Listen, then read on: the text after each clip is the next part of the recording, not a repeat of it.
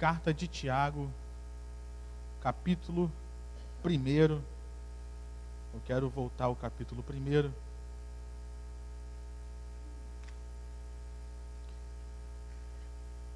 E vou falar nessa noite, nós vamos abordar um assunto dentro da carta de Tiago que eu quis intitular de fé verdadeira. Nós temos falado sobre a carta de Tiago nesses dias. E Tiago, nessa pequena epístola ou carta que ele escreve, ele aborda esse assunto e eu acho que é de suma importância. Até eu estava meditando sobre isso, lembrando, nós vínhamos estudando a primeira carta de João, e João não trata tanto a questão da fé, e por isso eu fiz questão de, quando vi Tiago tratando sobre isso, achei de grande importância nós falarmos sobre isso hoje. E eu quero então compartilhar com você algo. Você que já achou você que já achou Tiago, diga amém.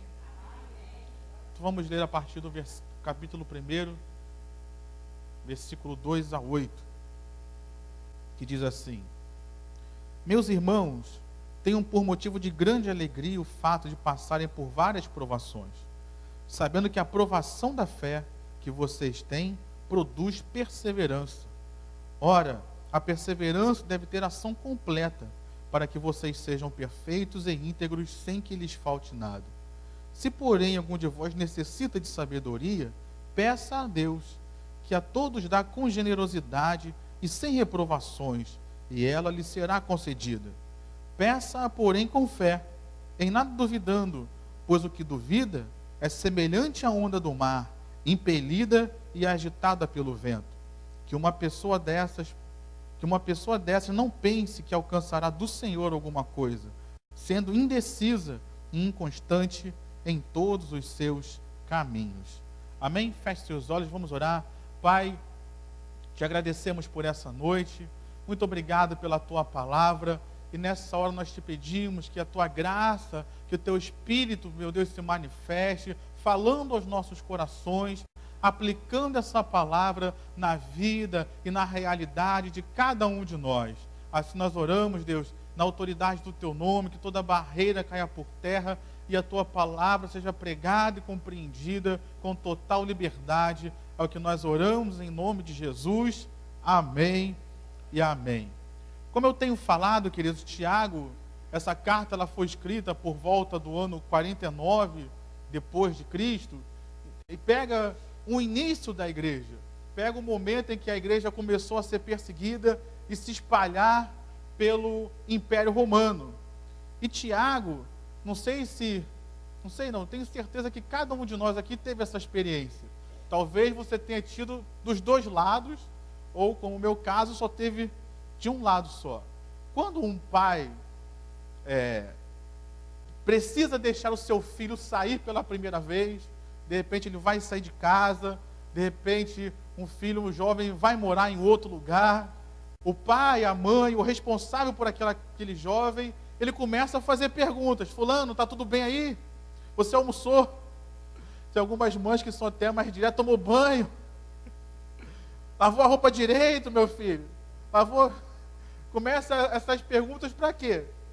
Para saber se aquele filho está lidando bem com aquela nova realidade de responsabilidades, saber se ele está crescendo, se ele está se tornando uma pessoa responsável. O pai e a mãe, de repente, deixam o filho ir pela primeira vez na padaria, por exemplo. Você fica naquela angústia, naquela preocupação, mas você deixa ir para ver como o garoto se sai, como a menina se sai. Quando ela volta, você pergunta: foi tudo bem? As pessoas te atenderam bem? Tiago, querido, de uma certa forma, como um líder, como alguém que está com responsabilidade sobre outras pessoas, estava preocupado com aquela igreja que estava distante dele. Tiago, ele era o pastor da igreja em Jerusalém. A gente vê aí muitas pessoas se auto-intitulando apóstolos. Tiago, ele não era apóstolo. Ele ficou como responsável da igreja em Jerusalém para que os apóstolos verdadeiros pudessem sair e levar o evangelho às outras nações. Os apóstolos prepararam a liderança da igreja, prepararam Tiago e firmaram a igreja para que eles pudessem sair. Tanto é que, se você ler a história dos apóstolos, o martírio deles, a grande maioria morreu fora de Jerusalém, porque eles saíram para pregar o evangelho fora.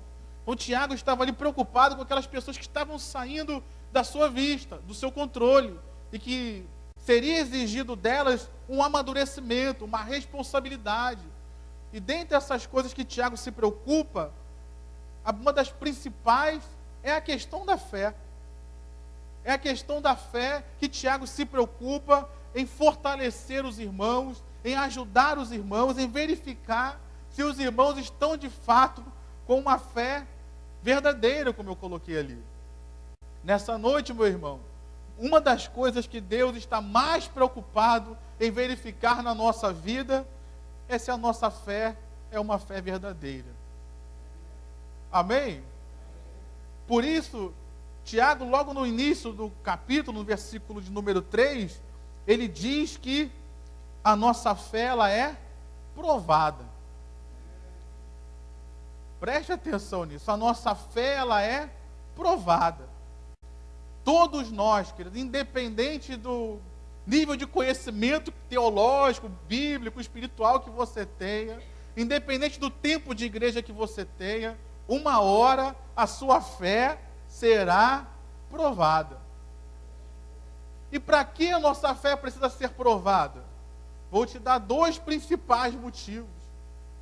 Por que a nossa fé é aprovada? Primeiro motivo, para ver se ela é verdadeira mesmo. Hoje, querido, nos dias que nós vivemos hoje, vamos falar sinceramente, tem muita gente com uma fé falsa. Tem muita gente com uma fé mentirosa. Tem muita gente com uma fé enganosa. Qual é a fé verdadeira, Rafael? A fé verdadeira é aquela que a Bíblia diz: crê no Senhor Jesus e serás salvos tu e a tua casa. Essa é a fé verdadeira. Preste atenção que não tem divisões, não precisa crer em Jesus e mais alguma coisa. É crer somente em Jesus. Então a fé verdadeira está ligada a nós colocarmos a nossa fé, como o diaconisa Rose já falava aqui no louvor, colocarmos a nossa confiança inteiramente, unicamente em Jesus. Tem muita gente hoje, muita gente boa colocando a sua fé em Jesus e mais alguma coisa. Ah, eu coloco a minha fé em Jesus, mas eu vou levar a caneta ungida que o pastor usou, vou botar lá e vou assinar o contrato e vai me dar vitória. E as pessoas estão dividindo a fé, a sua confiança em Jesus e mais algum amuleto e mais alguma coisa. Meu irmão, minha irmã, nós precisamos entender, e o Tiago está usando aqui essa epístola para nos esclarecer. Precisamos colocar a nossa fé unicamente no Senhor Jesus, porque só Ele morreu na cruz por mim e por você, só Ele perdoa os nossos pecados, só Ele venceu a morte, venceu o diabo, só Ele é o verdadeiro Filho de Deus que tem poder para nos salvar. Então a primeira coisa que eu aprendo aqui é que a nossa fé é aprovada para ver se ela é verdadeira. A única fé verdadeira é a fé que é colocada em Jesus. Mas uma segunda coisa dentro disso ainda é que tem que ser o Jesus bíblico. Tem que ser o Jesus explicado no Evangelho. Porque você sabe que hoje em dia tem vários Jesus ou tipos de Jesus sendo pregados. Existe um Jesus que os hindus, por exemplo, dizem que quando o Senhor Jesus foi apresentado no templo de Jerusalém com 12 anos, saiu dali e foi pregar na Índia. Esse é um Jesus que não é bíblico. Existe um Jesus, você conhece aí, tem os livros aí, o Evangelho segundo o Espiritismo. Ali está sendo pregado um Jesus que não é um Jesus bíblico.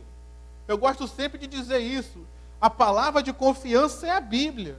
Então eu não quero saber o que o Espiritismo fala do Evangelho. Eu quero saber, na realidade, o que o Evangelho fala do Espiritismo. Porque a nossa raiz, a nossa regra de conduta é a palavra de Deus. Então o que vale para mim e para você não é o que o Espiritismo fala da Bíblia, mas é o que a Bíblia fala do Espiritismo. Então, meu irmão, a nossa fé tem que estar em Jesus e no Jesus bíblico, no Jesus revelado nos evangelhos pelos apóstolos, não num Jesus fantasioso que tem sido criado e inventado aí por essa terra e que tem pervertido o evangelho do Senhor Jesus. Tem tirado pessoas da verdade e convertido pessoas a um ídolo, a um engano. Porque se eu prego um Jesus, entre aspas, um falso Jesus que não está na Bíblia, eu estou convertendo as pessoas a um ídolo e não um Deus verdadeiro. Essa não é a fé verdadeira. Então, às vezes, nós estamos sendo provados para nos conduzir a uma fé verdadeira. Nós estamos sendo provados para nos levar a uma fé verdadeira e não uma fé falsa, uma fé enganosa. Mas uma segunda coisa que eu aprendo aqui, ainda falando sobre provação de fé, é que ela primeiro precisa ser verdadeira. Mas existe uma segunda verdade. A Bíblia diz que a vida do cristão, ela não pode ser uma vida estagnada. Ela não pode ser uma vida paralisada.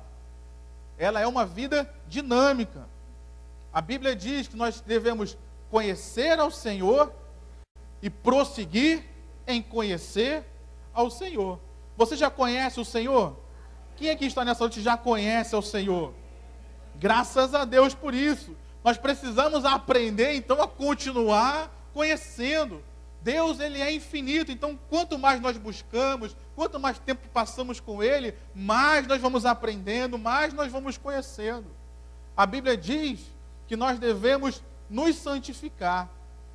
Lá em Apocalipse diz, aquele que é santo, santifique-se mais ainda.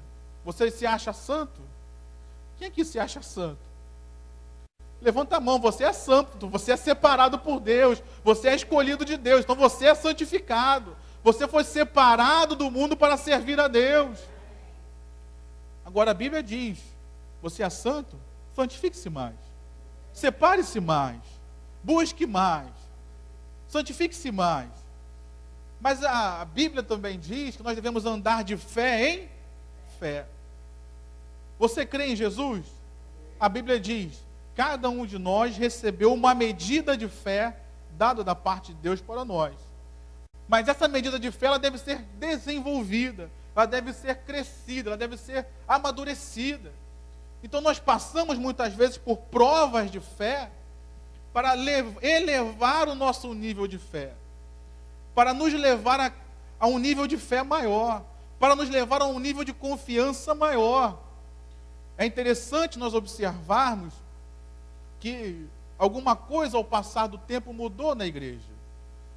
Antigamente, no tempo dos apóstolos, nos tempos mais antigos, nós víamos que as pessoas elas iam passando por provações, por aflições e dificuldades ao longo do tempo, e a fé delas era sendo fortalecida, a fé delas ia crescendo.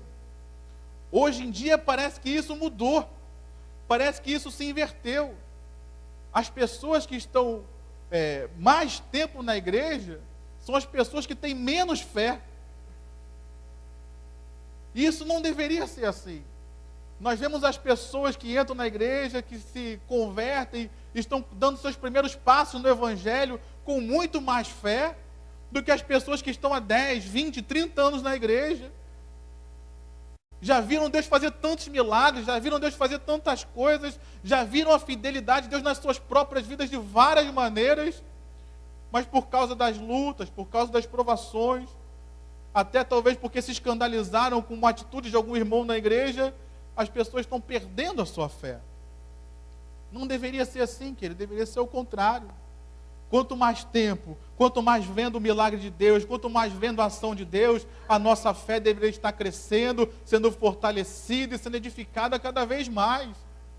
Se isso não está acontecendo, meu irmão, é necessário nós mudarmos a nossa forma de pensar e de agir.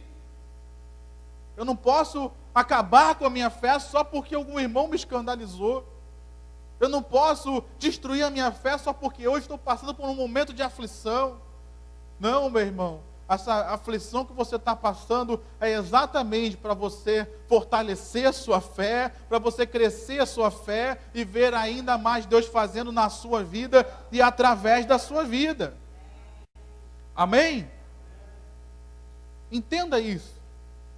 As provas, elas vêm para fortalecer, crescer e edificar a nossa fé. Não para destruir, não para acabar com ela. Amém? E aí nós vamos para o segundo ponto que eu queria, você que deixou sua Bíblia aberta aí, eu quero ler junto com você, que ele trata no versículo de número 6. Eu li todo para a gente não perder o contexto, mas no versículo de número 6, ele diz que nós devemos pedir, porém com fé, a sabedoria, né, que ele fala no 5, em nada duvidando, pois o que duvida é semelhante à onda do mar, impelida e agitada pelo vento. Que uma pessoa dessas não pense que alcançará do Senhor alguma coisa, sendo indecisa, inconstante em todos os seus caminhos.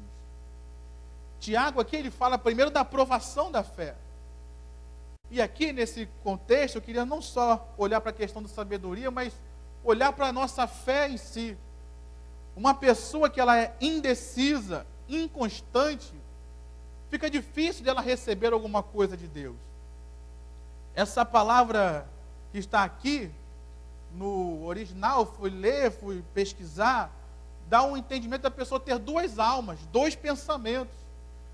Então Tiago aqui está tratando de um assunto que ele ouviu, ou ficou sabendo que o Senhor Jesus tratou várias e várias vezes. Não há como servir a dois senhores. Não tem como a gente dividir a nossa fé com Jesus e depois ir para o mundo. Tiago aqui não está falando daquele momento que todos nós temos de questionar Deus. Deus, será que o Senhor vai fazer? Será que o Senhor não vai? Não é disso que ele está falando. Ele está falando de nós termos uma fé em Deus e de repente abandonar essa fé e colocar fé em outra coisa. E depois abandonar essa outra coisa e querer colocar fé em Deus. É um pensamento que se espalha em toda a palavra de Deus. Elias, né, que o pastor Roberto pregou recentemente, ele confrontou Israel dizendo: até quando vocês cochearão, vocês manquejarão entre dois pensamentos? Se Deus é o Senhor, servir ao Senhor. Agora, se Baal é o Senhor, vocês sirvam a Baal. Mas não fiquem manquejando entre dois pensamentos. Hoje, na igreja que nós vivemos, não digo Nova Vida do Catete, mas a igreja de um modo geral, nós temos visto uma igreja manquejante, que quer se dividir entre duas coisas, que quer receber dos dois lados, que quer viver as duas coisas ao mesmo tempo. Ela quer ser cristã, quer ver os milagres, quer ver Deus agir, mas ao mesmo tempo ela quer ser mundana, quer servir o mundo, quer agradar o mundo. Eu confio em Deus, mas se Deus não fizer, eu vou lá e faço do meu jeito, eu tomo a frente. Isso, queridos, é falta de confiança em Deus. Se você for perguntar aos psicólogos, a esses terapeutas de hoje em dia, uma das pessoas mais difíceis de se tratar é a pessoa indecisa. É a pessoa que não sabe o que quer. Nessa noite, meu irmão, como é que está a tua fé? Como é que está a nossa fé? Será que nós entramos aqui com uma fé verdadeira, que está depositada em Cristo? Uma fé que às vezes a gente até questiona o que Deus vai fazer, mas nós não questionamos se Deus é com a gente ou não. A gente sabe que Deus é com a gente. A gente não questiona, quer saber, Deus, eu vou abandonar o Evangelho. A gente não vai abandonar o Evangelho. A gente continua crendo que Jesus é o Senhor. A gente questiona outras coisas. Mas aqui o texto está tratando dessa divisão da fé, em que a gente quer crer em Deus e crer em outras coisas. Será que nós estamos assim nessa noite? Tiago, ele aqui usado por Deus, ele é bem claro em revelar a nós que essa pessoa, vou até usar o texto aqui, né? Que uma pessoa dessa não pense que alcançará do Senhor alguma coisa. Ela pode até alcançar alguma coisa, mas não de Deus. Ela pode alcançar alguma coisa pelo esforço do seu braço, pela sua capacidade, não sei, mas de Deus, uma pessoa como essa não alcança coisas. Por quê, pastor? Porque a Bíblia diz que Deus não dará a sua glória para ninguém. Se eu coloco a minha fé em Deus e minha fé em outra coisa, minha fé em Deus e minha fé em outra coisa, chega uma hora, se aquela coisa que estou pedindo eu recebo, para quem eu vou dar glória? Para Deus ou para aquilo que eu coloquei, o meu esforço, o meu braço? E aqui vale uma pergunta. O que é mais importante? Você ter uma grande fé ou uma fé verdadeira? Uma fé verdadeira. O ideal é que ela seja verdadeira e grande, mas é melhor você ter uma fé verdadeira em Cristo do que você ter uma grande fé no Padre Inciso, como a gente ouve aí às vezes, uma grande fé no Flamengo. Nada disso resolve, querido. Nada disso resolve a nossa vida.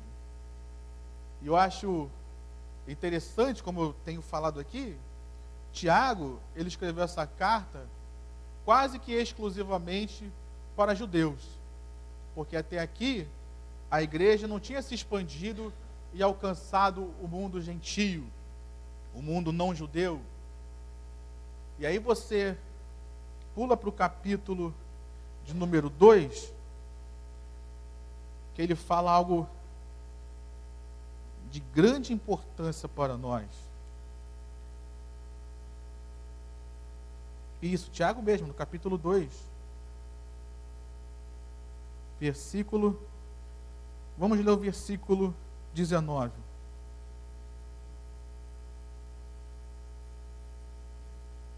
Versículo 2:19. Tiago diz assim: você que crê que Deus é um só, faz muito bem. Até os demônios creem e tremem. Preste atenção, Tiago aqui está escrevendo para judeus. Ele está escrevendo para pessoas que receberam a lei. Se você conhece, sabe que lá uma das palavras mais lidas dentro do judaísmo, que é o que eles chamam lá de Shema, diz, né, que ouve, ó Israel, o Senhor vosso Deus é o único Deus. Então aqui ele está falando que a nossa fé não serve nem se for colocada somente em Deus. Você já ouviu muitas pessoas dizerem: eu tenho uma grande fé em Deus. Não serve. Se a nossa fé não estiver em Deus e no Senhor Jesus Cristo, essa fé não é uma fé que presta, querido. Essa fé não é uma fé suficiente. Mesmo para judeus que ele está escrevendo, preste atenção nisso. Ele não está escrevendo para pessoas gentias, não. Ele está escrevendo para judeus. Dizendo: você crê em Deus, você acha que isso é muito? Você acha que isso é muito, você ter fé somente em Deus? Não. Nós precisamos ter a nossa fé em Deus e no Senhor Jesus Cristo.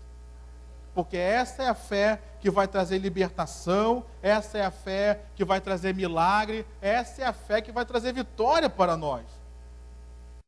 Nós não podemos excluir Jesus, querido.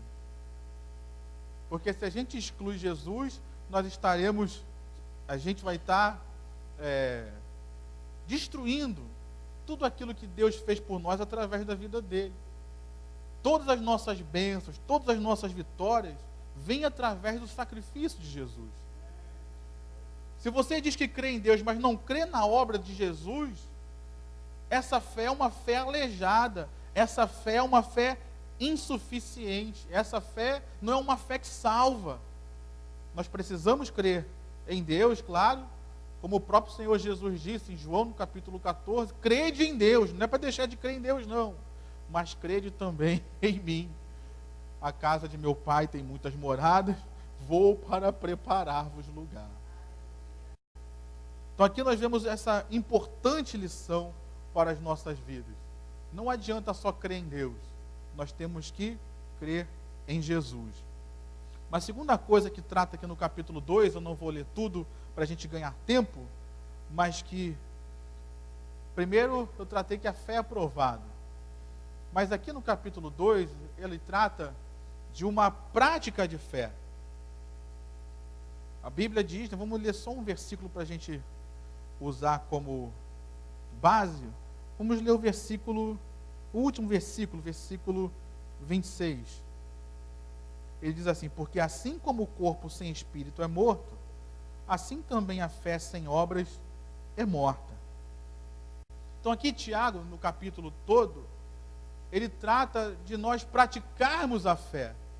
E ele usa alguns exemplos muito claros de que uma pessoa chegou sem roupa. E a gente chega para ela e fala: meu irmão, Deus te abençoe e vai com Deus. Num dia frio como esse, nós temos que ver o que nós podemos fazer para ajudar aquela pessoa. E não só abençoar e mandá-la embora. Chegou alguma pessoa com fome, a gente finge que nada acontece, manda a pessoa embora e não tem uma atitude de fé. Tiago, então, ele nos encoraja a nós praticarmos aquilo que nós dizemos que cremos. E como eu coloquei ali de uma fé verdadeira, a fé verdadeira é uma fé que transpõe o nosso ser e começa a agir do lado de fora. Uma fé que é só interior, uma fé que é só, entre aspas, espiritual, uma fé que só fica dentro de nós e não muda o nosso caráter, não muda a nossa atitude, não nos leva a nenhum passo de fé, nenhuma atitude de fé. Essa não é a fé verdadeira. Essa é uma fé morta. Essa é uma fé mentirosa. Essa é uma fé enganosa. Tiago, ele ensina aos seus leitores de que a fé não podia ser só algo interior, mas a fé tinha que começar a gerar atitudes, a gerar comportamentos, a gerar coisas que as pessoas fizessem por causa da fé que tinham. Tiago aqui então está combatendo todo um ensino errado de que basta simplesmente você crer e a sua vida não mudar em nada.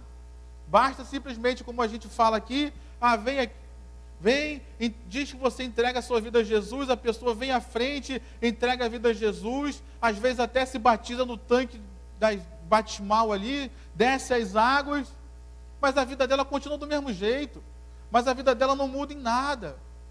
Tiago aqui, logicamente, não está ensinando que a salvação ela é por fé e por obras. Não é isso que Tiago está ensinando. Tiago está ensinando que a salvação ela é por fé. Mas a partir do momento que eu creio, a minha vida muda. A partir do momento que eu creio, as minhas atitudes devem mudar. A partir do momento que eu creio que Jesus passa a morar em mim, que eu passo a ser a habitação do Espírito, essa vida nova que eu recebo de Deus, ela tem que transparecer no meu cotidiano, no meu dia a dia. Se isso não está acontecendo, essa não é uma fé verdadeira. Se isso não está acontecendo, essa não é uma fé que agrada a Deus. Eu apenas aprendi com o meu intelecto, mas eu não coloquei minha confiança de fato em Deus. Você sabe, hoje em dia, existem vários cursos teológicos. E o curso teológico não se exige espiritualidade nenhuma. Se exige que você pague sua inscrição e frequente as aulas. Um ou outro que às vezes até pede uma carta do pastor, alguma coisa assim, mas tem muito curso teológico que não é nem cristão, não é nem evangélico. Um dos mais conhecidos, aí a própria PUC aqui do Rio de Janeiro, ela tem um curso teológico. Você pode ir lá fazer o vestibular e se inscrever. Então você pode aprender intelectualmente acerca da palavra de Deus.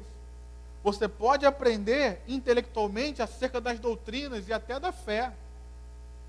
Mas isso não quer dizer que você tenha fé. Isso não quer dizer que a gente colocou a nossa confiança em Deus 100%. Tiago, então, aqui está dizendo, se você de fato crê em Deus, essa fé que você tem vai mudar as suas atitudes. Essa fé que você tem, essa vida de Deus que está em você, ela vai começar a alterar o seu modo de viver, ela vai começar a alterar o seu modo de pensar, ela vai começar a mudar e vai exigir de você uma prática, uma realidade, algo que saia do seu coração e venha agir na vida das pessoas, venha agir no seu local de trabalho, venha agir no exterior, ao seu redor, por onde você passa. Se isso não está acontecendo, meu irmão, é hora da gente examinar se nós realmente entregamos a nossa vida a Jesus, de fato, de verdade. Se nós realmente colocamos a Jesus como nosso Senhor. Eu tenho que dizer uma verdade aqui. Não tem como a gente receber Jesus como Salvador sem receber Jesus como Senhor. Jesus só salva aqueles a quem Ele é Senhor. Posso ouvir um amém? Se o Senhor Jesus não é o Senhor da nossa vida, Ele não vai nos salvar. Ele só vai salvar aqueles que entregaram suas vidas a Ele. Se Jesus é o meu Senhor, se a minha fé está nele, essa fé vai me exigir prática. Essa fé vai me exigir obras. Essa fé vai me exigir atitudes consonantes a essa fé que eu tenho. E aqui, para eu terminar, Tiago, ele usa duas figuras. E é maravilhoso, porque, como eu disse, Tiago está escrevendo aqui para pessoas judias. Pessoas, a fé ainda não tinha alcançado os não-judeus. Aquela questão lá do Atos capítulo 15, quando se decide que a igreja que viesse a existir dos não-judeus, dos gentios, não precisaria guardar todas aquelas questões da lei, senão aquelas coisas que estão tratadas ali, que não deveriam comer carne sacrificada, se abster das prostituições, aquilo que trata no capítulo 15 de Atos, até então não havia sido escrito. Então Tiago, ele poderia aqui falar que a igreja precisava guardar as obras da lei. Mas Deus é tão maravilhoso, Deus sabia do que estava acontecendo. Tiago talvez não soubesse, mas Deus sabia que Tiago, ele usa dois exemplos aqui. Deus revela dois exemplos a Tiago. O primeiro exemplo de Abraão, que nós até já louvamos aqui, a diaconisa Rose citou o texto, que ele usa o exemplo de Abraão, versículo 23. Diz assim, Tiago, capítulo número 2, vamos ler, versículo 20. Diz assim, seu tolo, tratando daqueles que somente creem que Deus é um só. Você quer ter certeza que a fé sem obras é inútil? Por acaso não foi pelas obras que Abraão, o nosso pai, foi justificado quando ofereceu seu filho Isaque sobre o altar? Você percebe que a fé operava juntamente com as suas obras e que foi pelas obras que a fé se consumou? Aqui nós vemos, então, Tiago pegando um exemplo de Abraão. Abraão veio antes da lei de Israel. Vocês sabem, a lei foi estabelecida por Moisés mais de 400 anos depois de Abraão.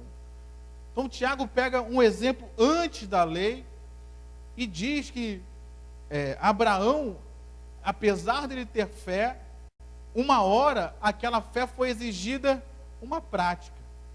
Abraão, uma hora aquela fé foi exigida uma atitude.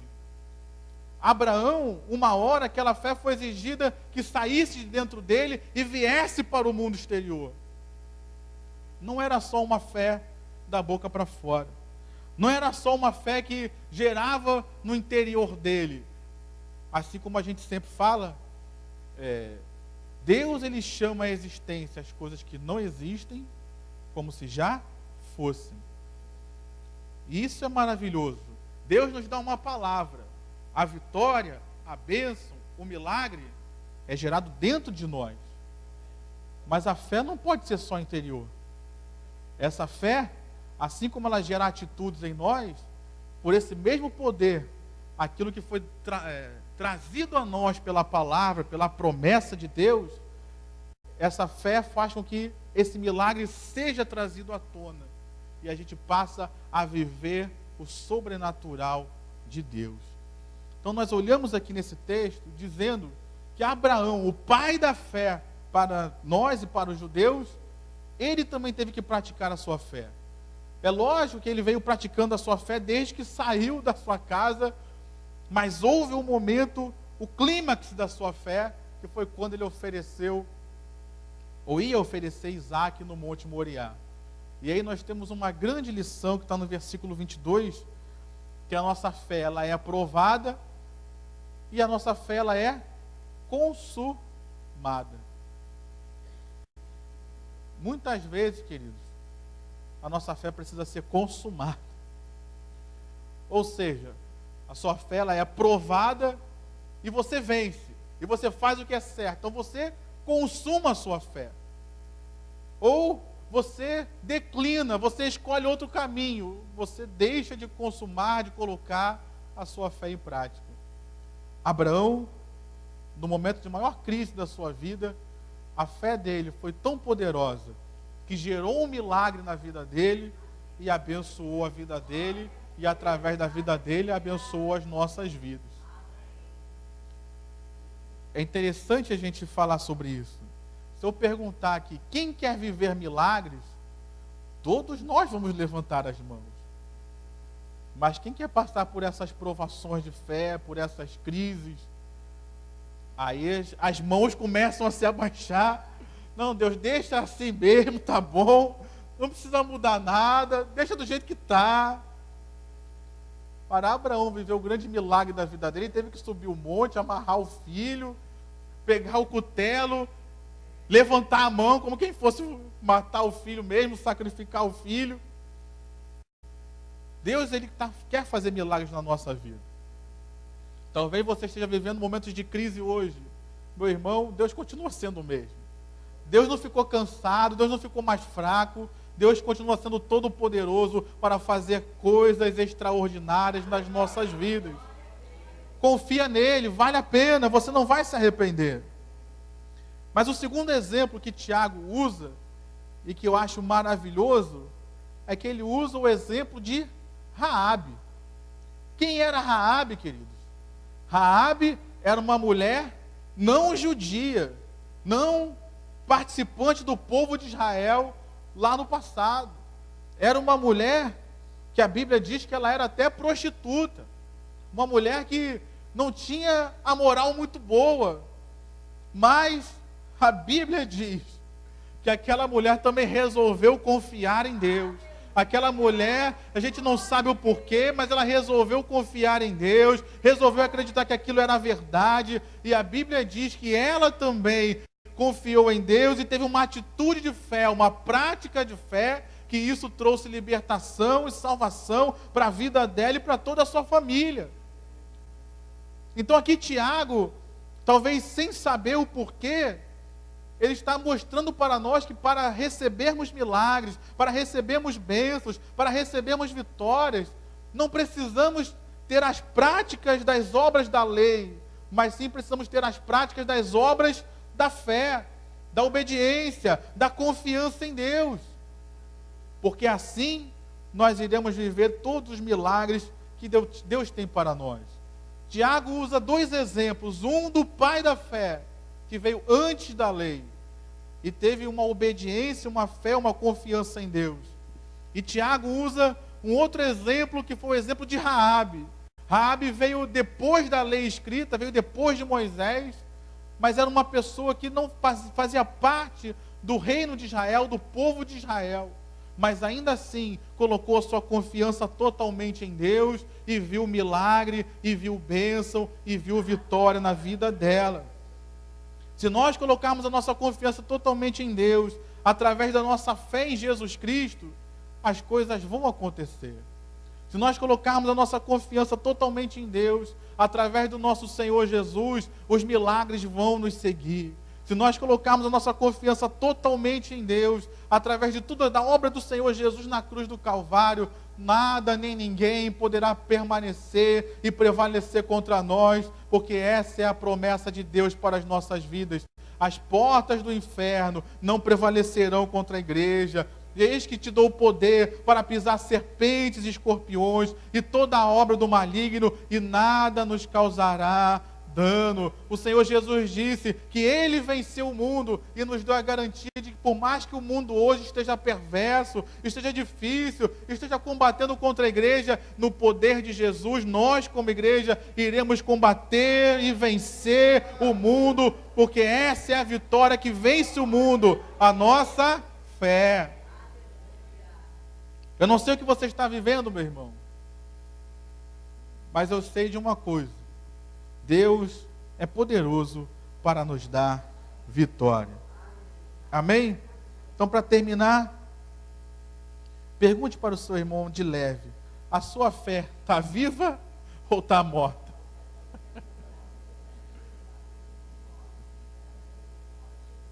Se coloque de pé, vamos orar.